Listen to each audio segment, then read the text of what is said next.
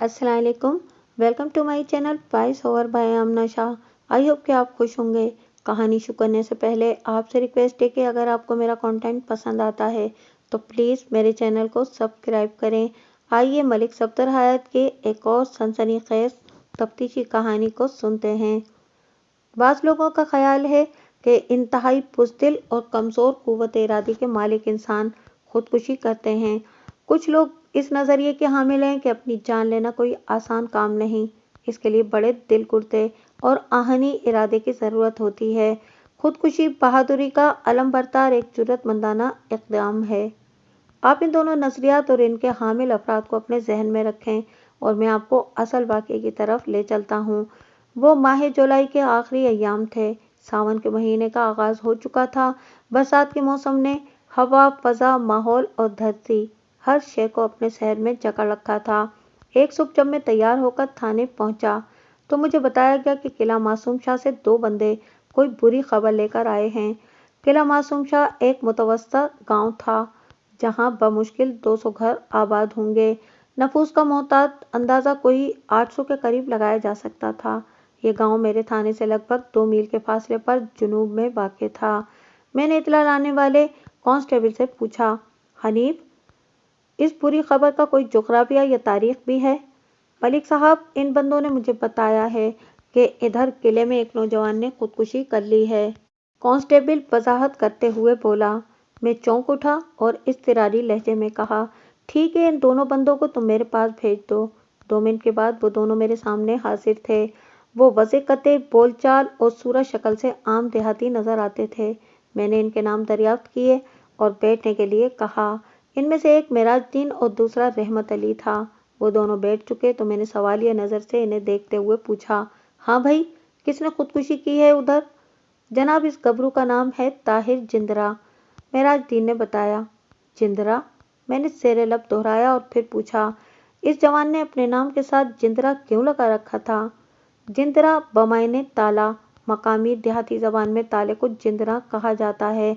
रहमत अली ने मेरे सवाल के जवाब में बताया, थानेदार साहब, ताहिर कबड्डी का बड़ा ही फुर्तीला खिलाड़ी था, खुसूसन इसकी पकड़ बड़ी मशहूर थी।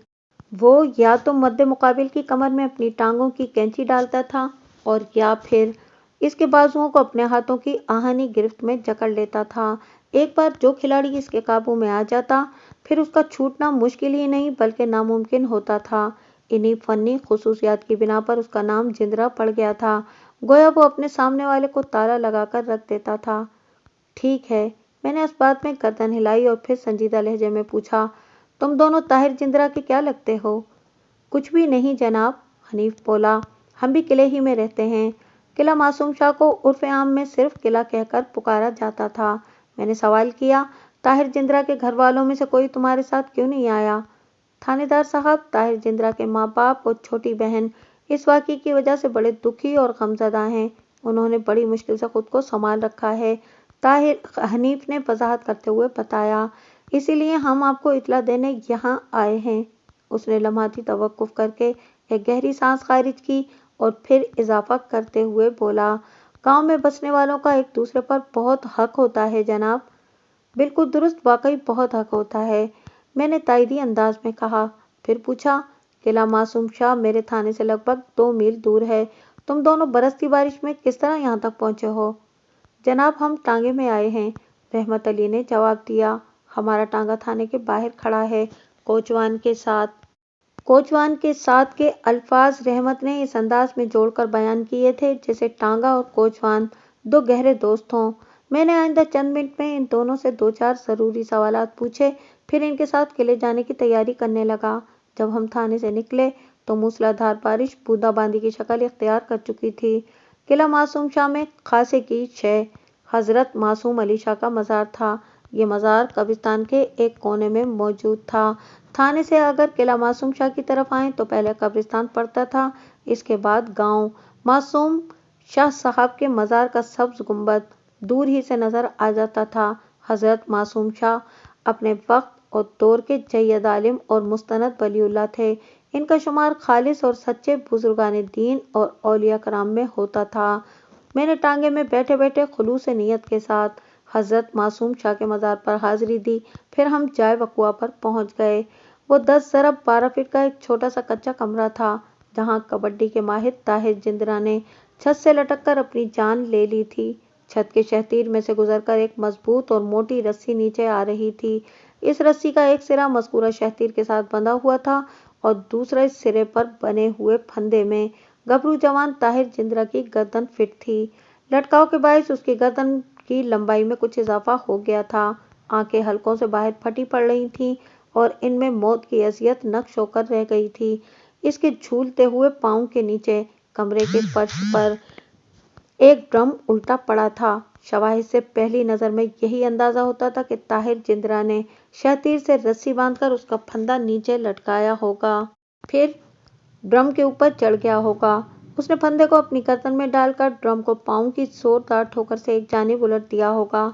इसके बाद इसके साथ जो कुछ पेश आया होगा, इसका नतीजा सामने था। लेकिन सवाल ये पैदा होता था कि ताहिर जिंदरा ने अपने साथ ये सलूक क्यों किया। ये एक बड़ा गंभीर और सनसनीखेज सवाल था, जिसका जवाब मुझे तलाश करना था। मैं अपने साथ कांस्टेबल वहीद को भी लाया था और बारिश के बावजूद भी जाए वकुआ पर निस्फ दर्जन से ज्यादा अफराद जमा थे।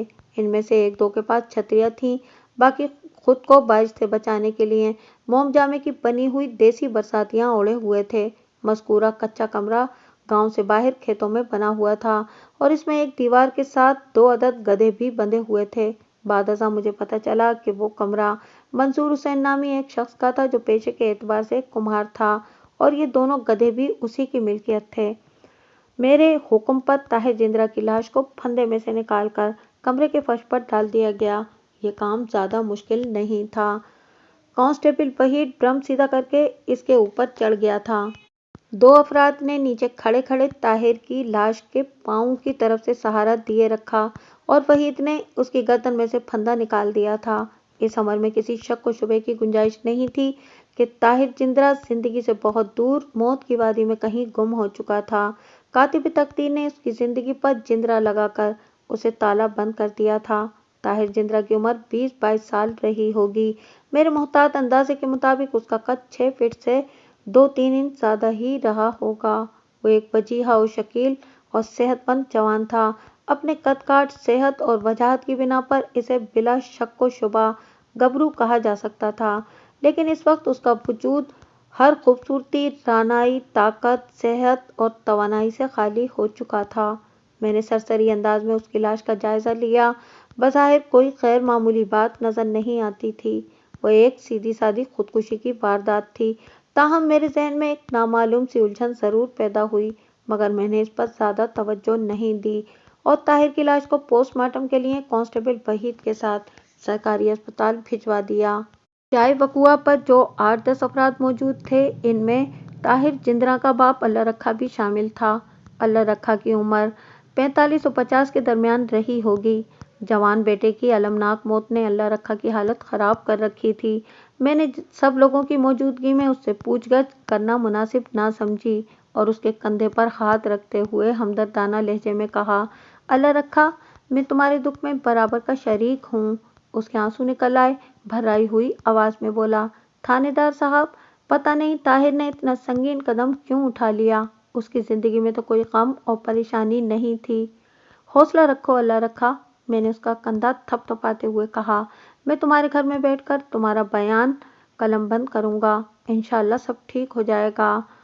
जब कोई शख्स अपने हाथों से खुद को ख़त्म करता है तो उसके पास इसका ज़रूर कोई सबब होता है। इसके पीछे उसका कोई बहुत बड़ा मकसद या परेशानी छुपी होती है। कोई ऐसा रोग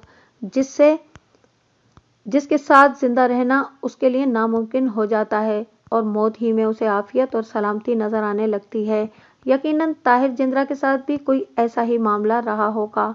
जब भी मैंने अल्लाह रखा से अलहदगी में बात करने का फैसला किया था, मैं इसे दूसरे लोगों की मौजूदगी में नहीं कुरेदना चाहता था। चाय वकुआ पर हाजिर अफराद से मैंने पूछगछ की, लेकिन कोई अहम और ख़ास बात सामने न आई। इन सब की नज़र में ताहिर जिंदरा एक अमन पसंद और सुलझू जवान था। इसकी ज़िंदगी में कोई गम या परेशानी नहीं थी। वो कबड्डी का एक नामवर खिलाड़ी था। उसने किला मासूम शाह की टीम को कई मरतबा फतह दिलाई थी। وغیرہ وغیرہ۔ یہ تمام تر معلومات ایسی تھیں کہ خودکشی کا جواز واضح نہیں ہوتا تھا، اور بلا جواز یا بے سبب اس کائنات میں کوئی ننھے سے ننھا واقعہ بھی ظہور پذیر نہیں ہوتا۔ مجھے کچھ ایسا خاص تلاش کرنا تھا جو خودکشی کے جواز تک رہنمائی کر سکے۔ میں نے وہاں موجود افراد پر ایک تنقیدی نگاہ ڈالی اور پوچھا، تم میں سے منظور حسین کمہار کون ہے؟ یہ کمرہ منظور حسین کمہار کی ملکیت تھا، لہٰذا اس کا بیان بہت زیادہ اہمیت کا حامل تھا، کیونکہ خودکشی والا یہ اندھوناک واقعہ اسی کمرے میں پیش آیا تھا۔ میرے سوال کے جواب میں ایک شخص نے بتایا، جناب منظور حسین آپ کے آنے سے پہلے تو ادھر ہی تھا، لیکن شاید اب وہ اپنے گھر جا چکا ہے۔ کیا اس کا گھر بھی قلعہ معصوم شاہی میں ہے؟ میں نے پوچھا۔ جی ہاں، مجھ سے مخاطب شخص نے اثبات میں گردن ہلائی اور بولا، وہ ادھر بلال مسجد والی گلی میں رہتا ہے جناب۔ میں نے جائے وقوع کا نقشہ تیار کیا، پھر اس کمرے سے باہر نکل آیا۔ وہاں پر 2 گدھوں کی موجودگی کے باعث کمرے کو لاک نہیں کیا جا سکتا تھا، اور ان بے زبان جانوروں کو برساتی موسم میں باہر ہانک دینا بھی غیر انسانی بلکہ غیر اخلاقی سلوک ہوتا۔ لہٰذا میں نے تمام افراد کو تاکید کر دی کہ جب تک میں منظور حسین کمہار سے مل کر اس کمرے کو لاک نہیں کر دیتا، کوئی یہاں قدم نہیں رکھے گا۔ جو چیز جہاں ہے، جیسی ہے، اسے ویسے ہی رہنے دیا جائے گا۔ انہوں نے میری ہدایت پر عمل کرنے کا یقین دلایا، اور میں اللہ رکھا کی رہنمائی میں اس کے گھر آ گیا۔ اللہ رکھا کا گھر قلعہ معصوم شاہ کے مغربی حصے میں واقع تھا۔ یہ 2 کمروں پر مشتمل ایک چھوٹا سا مکان تھا۔ البتہ گھر کا صحن خاصا کشادہ اور سرسبز و شاداب تھا۔ سرسبز و شاداب ان معنوں میں کہ وہاں پھلوں اور دیگر سایہ دار درختوں نے بہار لگا رکھی تھی۔ آم، جامن، امرود اور شہتوت کے درختوں کے علاوہ ٹاہلی اور پیپل کا بھی ایک ایک درخت موجود تھا۔ اللہ رکھا ایک چھوٹا کاشتکار تھا، لہٰذا صحن کے ایک کونے میں ہل اور پنجالیاں وغیرہ بھی رکھی نظر آ رہی تھیں۔ صحن ہی کی ایک دیوار کے ساتھ 2 بھینسیں اور 3 بکریاں بھی کنڈلیوں پر بندھی دکھائی دیتی تھیں۔ وہ 5 ایکڑ زمین کا مالک تھا اور گزر بسر کھیتی باڑی ہی کی رہین منت تھی۔ اس کام میں طاہر جندرہ اس کا بھرپور ہاتھ بٹاتا تھا۔ اس کے گھر کا سیٹ اپ بالکل ویسا ہی تھا جیسے چھوٹے زمیندار گھرانوں کا ہوتا ہے۔ میں اللہ رکھا کی معیت میں اس کے گھر میں داخل ہو گیا۔ باقاعدہ بارش کا سلسلہ تو رک گیا تھا، تاہم ہلکی پھوار پڑ رہی تھی جو وقفے وقفے سے بوندا باندی میں بدل جاتی تھی۔ ساون کی جھڑی کا اپنا ایک الگ مزہ ہے، جس میں انسان کے اندر اور باہر کا موسم مکمل طور پر بھیگ کر رہ جاتا ہے۔ اللہ رکھا کی بیوی کا نام کلثوم تھا۔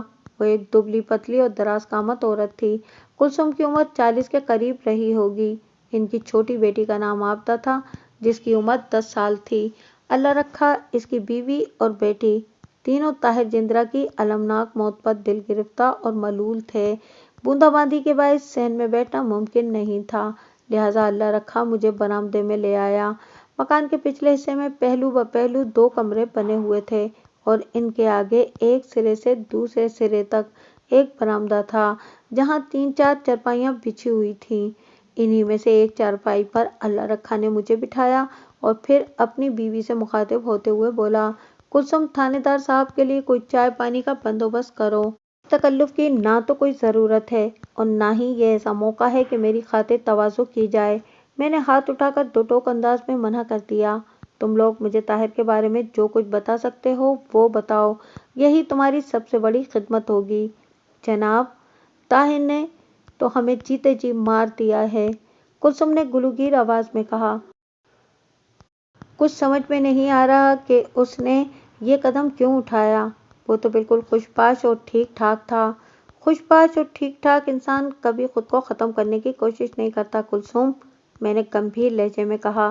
کوئی تو ایسی وجہ ہوگی جس نے اسے اس کام کے لیے مجبور کیا۔ پتہ نہیں جناب، وہ روحانسی آواز میں بولی، اللہ ہی جانے اس کے دل میں کیا تھا۔ اللہ تمہارا بھلا کرے کلثوم، میں نے ٹھہرے ہوئے انداز میں کہا۔ میں بھی یہی جاننا چاہتا ہوں، آپ لوگوں کے بیٹے کے دل و دماغ میں کیا تھا؟ دل اور دماغ کی باتیں تو سونا رب ہی جانتا ہے تھانے دار صاحب، وہ بے بسی سے بولی۔ اس نے ہم سے تو کبھی اپنے دکھ کو بیان نہیں کیا، ہم نے ہمیشہ اسے ہنستے، مسکراتے اور خوش ہی دیکھا ہے۔ کلثوم بالکل ٹھیک کہہ رہی ہے تھانے دار صاحب، اللہ رکھا تائیدی انداز میں گردن ہلاتے ہوئے بولا۔ ہم تو کبھی خواب میں بھی نہیں سوچ سکتے تھے کہ اس کے سینے میں کوئی ایسا غم بھی چھپا ہوا ہوگا جو اسے اپنی جان لینے پر مجبور کر دے گا۔ مجھے آپ تینوں سے گہری ہمدردی ہے۔ میں نے باری باری اللہ رکھا، کلثوم اور عابدہ کی طرف دیکھتے ہوئے کہا۔ میں آپ کے غم میں برابر کا شریک ہوں، لیکن میں نے لمحاتی توقف کر کے ایک گہری سانس خارج کی، پھر ٹھہرے ہوئے انداز میں اضافہ کیا، لیکن ایک تھانے دار ہونے کے ناطے مجھے اس بات کا پتہ لگانا ہے کہ آخر وہ کون سے عوامل تھے جن کے ہاتھوں مجبور ہونے کے بعد آپ کے بیٹے نے موت کو گلے لگانے کا فیصلہ کیا، اور میرا مقصد یہ آپ لوگوں کے تعاون کے بغیر پورا نہیں ہو سکتا۔ ہم تو ہر تعاون کے لیے تیار ہیں، اللہ رکھا نے اپنی بیوی کی طرف دیکھتے ہوئے مجھ سے کہا۔ آپ حکم کریں جناب۔ میں نے انٹرویو کے انداز میں ان سے سوال و جواب شروع کر دیے۔ احتیاطاً میں نے عابدہ کو وہاں سے اٹھا دیا تھا۔ وہ بڑی خاموشی اور شرافت کے ساتھ اندر کمرے میں چلی گئی تھی۔ عابدہ کی عمر 10-11 سال کی رہی ہوگی۔ یہ ایک کچی عمر ہوتی ہے جس میں انسان کا شعور پوری طرح بیدار ہوتا ہے، چنانچہ اس بچی کا وہاں سے ہٹ جانا ہی ٹھیک تھا۔ اللہ رکھا، میں نے طاہر جندرہ کے باپ کی آنکھوں میں دیکھتے ہوئے سوال کیا۔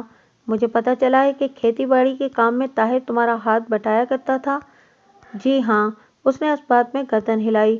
جناب، وہ بہت ہی فرما بردار اور محنتی لڑکا تھا۔ میرا تو بس نام ہی تھا، ورنہ کھیتی باڑی کا زیادہ تر کام تو وہی کرتا تھا۔ پتہ نہیں کس دشمن کی نظر کھا گئی میرے بچے کو، کلثوم نے دلگیر آواز میں کہا۔ تھا بھی تو کتنا سونا، گبرو جوان۔ میں نے روئے سخن کلثوم کی جانب موڑا اور روا روی میں پوچھ لیا، کیا طاہر کی کسی سے دشمنی وغیرہ بھی تھی؟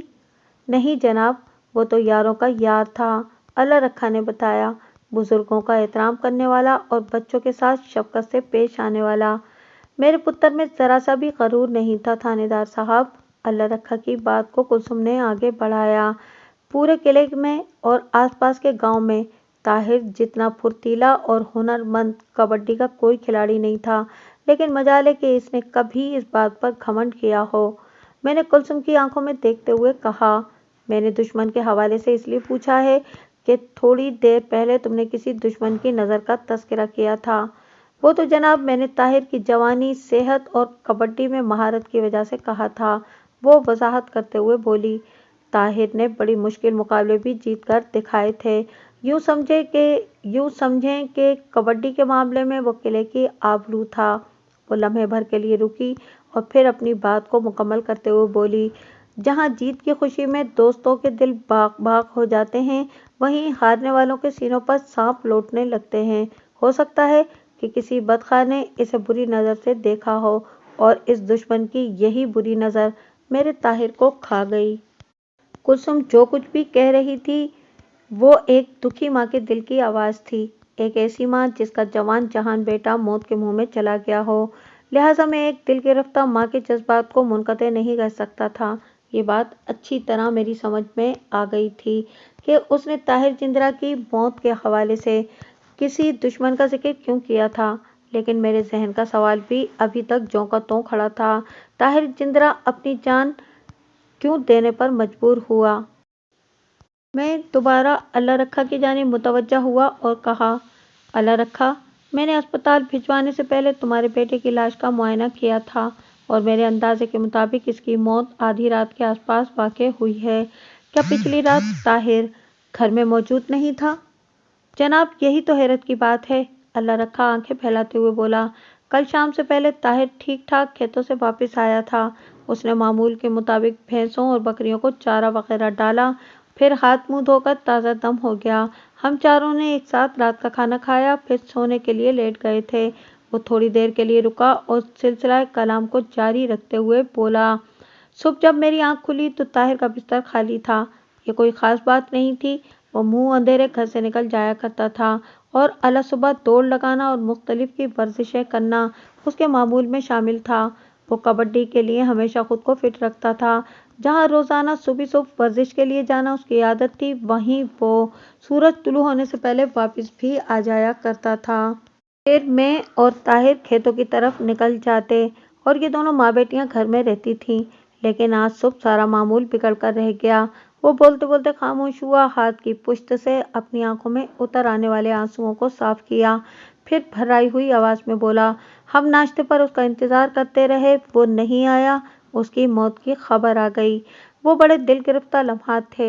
एक बाप मुझे अपने जवान बेटे की मौत के बारे में बता रहा था और इस बयान के दौरान में उसकी आंखें बार बार छलक आती थीं। मैंने उसे डिस्टर्ब करने की कोशिश नहीं की। कुछ देर के बाद जब उसकी हालत संभली और वो बात करने के काबिल हुआ तो मैंने पूछा, तुम्हें ताहिर की मौत के बारे में किसने बताया था? ये बात मेरे इल्म में आ चुकी थी कि ताहिर जिंद्रा की लाश को मंसूर हुसैन कुम्हार ने दरियाफ्त किया था। वो जब हस्ब मामूल इस कमरे में पहुंचा जहां उसके 2 गंधे बंधे हुए थे तो उसने छत से ताहिर की लाश को झूलते हुए देखा था। इसके बाद ही पूरे गांव में यह खबर फैल गई कि अल्लाह रखा के बेटे ताहिर जिंद्रा ने छत से लटक कर खुदकुशी कर ली है। अभी तक मंसूर हुसैन कुम्हार से मेरी बात नहीं हुई थी। वो जाए वकुआ पर मौजूद नहीं था, लिहाजा मैंने सोच रखा था कि यहाँ से उठने के बाद मैं सीधा मंसूर कुमार के घर ही जाऊंगा। अल्लाह रखा ने मेरे सवाल के जवाब में बताया, जनाब उधर गली के ही एक बंदे ने ये इत्तला दी थी। उसका नाम वली मोहम्मद है। ठीक है, मैंने इस बात में गर्दन हिलाई और ठहरे हुए लहजे में कहा, अब मैं आप दोनों से बहुत ही अहम सवाल पूछने वाला हूँ। बहुत ही सोच समझकर जवाब देना है, वरना बड़ी गड़बड़ हो जाएगी। मैंने सनसनीखेज लहजे में इस्तफसार किया, क्या ताहिर का किसी लड़की के साथ कोई चक्कर वगैरह था? चक्कर? कलसुम ठिठकी हुई नजर से मुझे देखने लगी। नहीं जी, मेरा पुत्र इस किस्म का नहीं था। वो तो गांव की तमाम लड़कियों और औरतों को अपनी माएँ बहनें समझता था। क्या मजाल है कि वो किसी की तरफ आंख उठाकर भी देखता हो? थानेदार साहब, अल्लाह रखा ने गहरी संजीदगी से पूछा, आपने ये लड़की वाली बात किस वजह से पूछी है? मैं दरअसल ताहिर की खुदकुशी का सबब जानने की कोशिश कर रहा हूँ। कोई भी शख्स बिला वजह अपनी जान नहीं लेता। मैंने ठहरे हुए लहजे में वजाहत करते हुए कहा, अभी तक की मेरी तहकीक के मुताबिक ताहिर जिंद्रा की जिंदगी में कोई गम, दुख, तकलीफ और परेशानी नहीं थी। वो हंसता मुस्कुराता एक खुशबाश शख्स था। तो फिर उसने खुदकुशी क्यों की? मैंने लम्हे भर को तवक्कुफ करके एक बोझल सांस ली, फिर अपनी बात को मुकम्मल करते हुए कहा, अब आ जाकर जिंदगी का एक ही नाजुक गोशा बाकी रह जाता है, मोहब्बत, इश्क वगैरह वगैरह। हो सकता है कि आपके बेटे ने इस राह में कोई गहरी चोट खाई हो और इस वाक़े से दिल बर्दाश्त होकर उसने खुदकुशी कर ली हो। जहाँ तक मेरा जहन काम करता है, अल्लाह रखा आंखें सुखेड़ते हुए बोला, ताहिर के साथ ऐसा कोई मामला नहीं था। मैंने इस हवाले से इसकी कोई बात नहीं सुनी। आगे रब बेहतर जानता है जी। नहीं जी, मेरा ताहिर इस किस्म का नहीं था, कुलसुम ने जल्दी से कहा। वो तो बड़ा ही शर्मीला था जनाब। लड़कियों और औरतों से बात करते हुए उसके हाथ पांव फूल जाते थे। ये इश्क और मोहब्बत उसके बस का रोक नहीं था थानेदार जी। मैं गहरी सोच में डूब गया। फिर कहा, क्या ताहिर जिंद्रा लड़कों और मर्दों से बात करते हुए भी शर्माता था? नहीं जनाब, ऐसी कोई बात नहीं, अल्लाह रखा ने कहा। तो इसका मतलब है कि लड़कों में उसके दोस्त होंगे। इसका जिगरी यार तो इधर खरड़ कोट में रहता है, उसने बताया। नवाज नाम है उसका। खरड़ कोट नामी ये गांव किला मासूम शाह की मशरकी सिमत में कुछ 4 मील के फासले पर वाक़ था। मैंने पूछा, यहाँ किले में इसका कोई दोस्त नहीं क्या? यहाँ तो इसकी यारी सिर्फ आफताब से थी, अल्लाह रखा ने बताया। आफताब भी बड़ी सुथरी कबड्डी खेलता है। जाए बकुआ पर मैंने जिन लोगों का बयान लिया है, इनमें शायद आफताब शामिल नहीं था। मैंने कुछ सोचते हुए कहा, मेरा अंदाज़ा गलत तो नहीं अल्लाह रखा?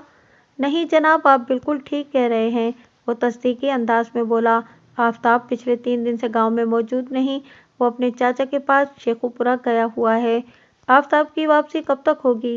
ये तो उसके घर वालों ही से पता चल सकता है जनाब। मैंने आफताब के घर के बारे में सवाल किया। अल्लाह रखा ने मुझे मज़कूरा घर का पता समझा दिया। आफताब बिलाल मस्जिद के पिछवाड़े रहता था।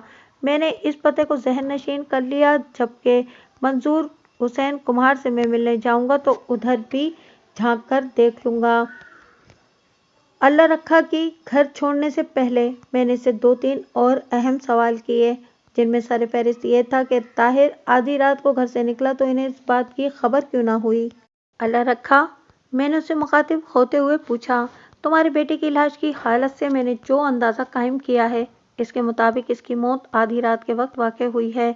इसका मतलब है कि वो आधी रात को या इससे थोड़ा पहले घर से निकलकर इस कमरे तक पहुंचा होगा जहां उसने खुद को फांसी पर लटकाकर मौत के हवाले किया है।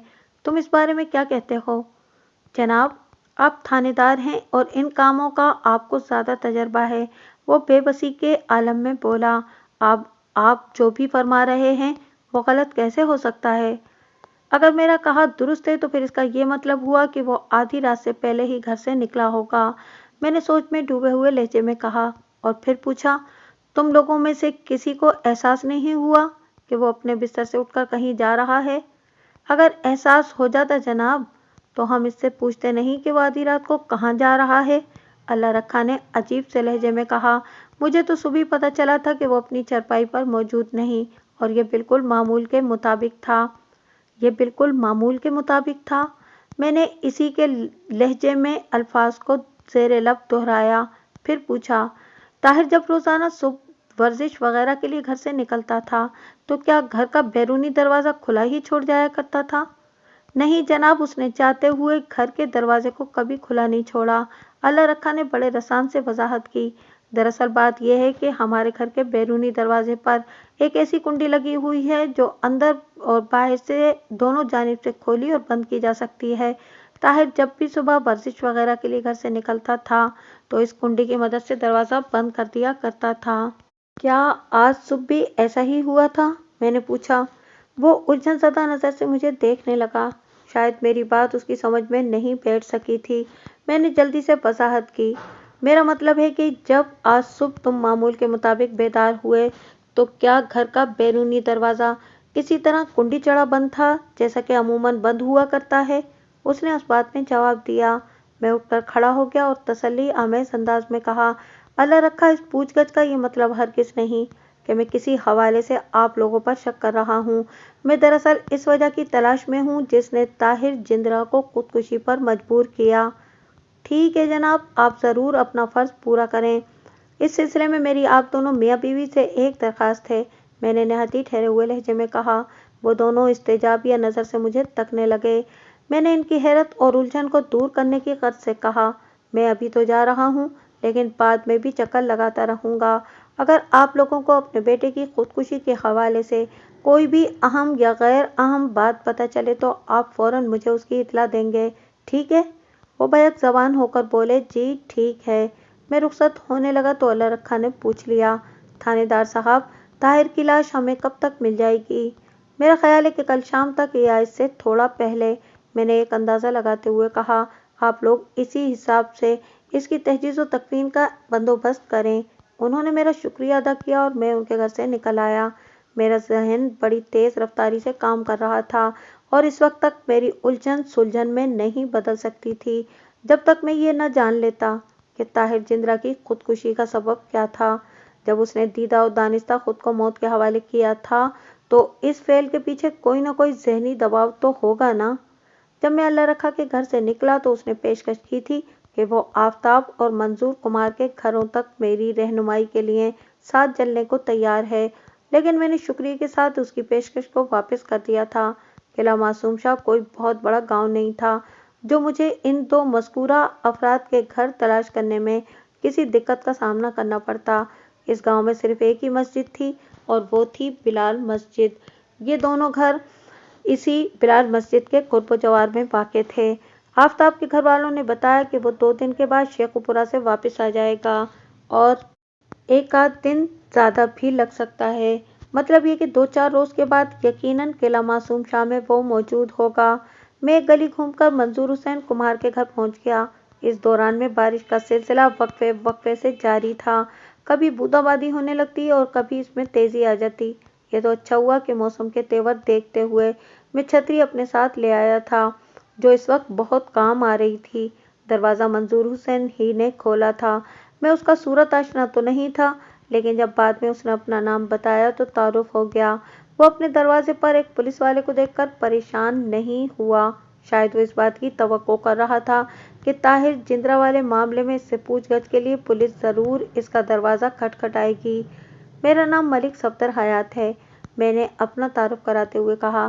میں اس علاقے کا تھانہ انچارج ہوں۔ آئیں جناب، بسم اللہ۔ وہ گھر کے اندر آنے کے لیے راستہ چھوڑتے ہوئے بولا، بیٹھک میں بیٹھ کر بات کرتے ہیں۔ 1 منٹ کے بعد میں منظور حسین کمار کی بیٹھک میں موجود تھا۔ منظور مجھے وہاں بٹھا کر گھر کے اندرونی حصے میں غائب ہو گیا۔ थोड़ी देर के बाद وہ واپس آیا تو اس کے ہاتھوں میں ایک ٹرے دکھائی دی۔ جب مذکورہ ٹرے نے ایک چوبی میز پر لینڈنگ کی تو پتہ چلا کہ اس میں کٹے ہوئے آم اور کچی لسی کا جگ بمیں 2 کنگ سائز پیتل کے گلاس سجا ہوا تھا۔ اس تکلف کی کیا ضرورت تھی منظور؟ میں نے بے ساختہ کہا۔ جناب، آپ پہلی مرتبہ میرے گھر تشریف لائے ہیں، تھوڑی خاطر تواضع تو ہونی ہی چاہیے۔ وہ جگ اٹھا کر 2 گلاسوں میں کچی لسی انڈیلتے ہوئے بولا، ویسے بھی یہ جاتے ہوئے آموں کا موسم ہے، اگلے سیزن میں پتہ نہیں ہم ہوں گے یا نہیں، اس لیے جی بھر کر اس پھل کا لطف اٹھانا چاہیے۔ وہ لمحے بھر کے لیے رکا اور پھر اضافہ کرتے ہوئے بولا، بسم اللہ کریں جناب، میں بھی آپ کا ساتھ دے رہا ہوں۔ اور میں نے بسم اللہ کر دی۔ آم کو پھلوں کا سردار مانا جاتا ہے، شاید ہی دنیا میں کوئی ایسا انسان ہو جو آم کا نام سنے اور اس کا جی اسے کھانے کو نہ مچلے۔ اگر یہ پھل آنکھوں کے سامنے ہو تو اس کی جانب ہاتھ بڑھانے کو دل نہ چاہے۔ اگر واقعی ایسا کوئی شخص دنیا میں موجود ہے اور کسی ڈاکٹری ہدایت کے بغیر وہ آم کو پسند نہیں کرتا تو ایسے انسان کو بدذوق ہی کہا جا سکتا ہے۔ چونسا آم کی لمبائی کے رخ پر بڑی بڑی کاشیں کاٹی گئی تھیں۔ میں نے کوئی تکلف نہیں کیا اور اس عظیم پھل سے انصاف کرنے لگا۔ تمیزدار اور عقل مند لوگ آم کے ساتھ یا تو جامن کا استعمال کرتے ہیں اور یا پھر کچی لسی دودھ اور پانی کے ملاپ سے بنائی ہوئی۔ آپ چاہے کتنے بھی آم کھا جائیں، اس کے بعد اگر 10-12 جامن یا 1-2 گلاس کچی لسی کے چڑھا جائیں تو آموں کی ساری گرمی ٹھکانے لگ جائے گی اور آپ کے معدے کو کسی آزمائش سے نہیں گزرنا پڑے گا۔ لیکن ایک بات کا خاص طور پر خیال رکھنے کی ضرورت ہوتی ہے، وہ یہ کہ بیک وقت میں صرف ایک چیز کا استعمال ہونا چاہیے، کچی لسی یا پھر جامن۔ آم خوری اور لسی نوشی کے دوران میں ہم بات چیت بھی کر رہے تھے جب طاہر جندرا کی المناک موت پر ہم اپنے اپنے انداز میں اظہار افسوس کر چکے تو میں نے پوچھا، منظور تم مجھے جائے وقوع پر نظر نہیں آئے، حالانکہ تمہیں وہیں ہونا چاہیے تھا، وہ کمرہ تمہاری ملکیت ہے جہاں یہ افسوسناک واقعہ پیش آیا ہے۔ جناب، جیسا کہ آپ کو پتہ چلا ہوگا طاہر جندرا کی لاش آج صبح میں نے ہی دریافت کی تھی، وہ وضاحت کرتے ہوئے بولا۔ میں کافی دیر تک وہاں کھڑا رہا تھا، میں نے ہی معراج اور رحمت کو تھانے کی طرف دوڑایا تھا، مجھے ایک مجبوری کے تحت گھر آنا پڑا تھا اور اب تک گھر سے نکل ہی نہیں سکا ہوں۔ کیسی مجبوری منظور حسین؟ میں نے چونک کر اس کی طرف دیکھا۔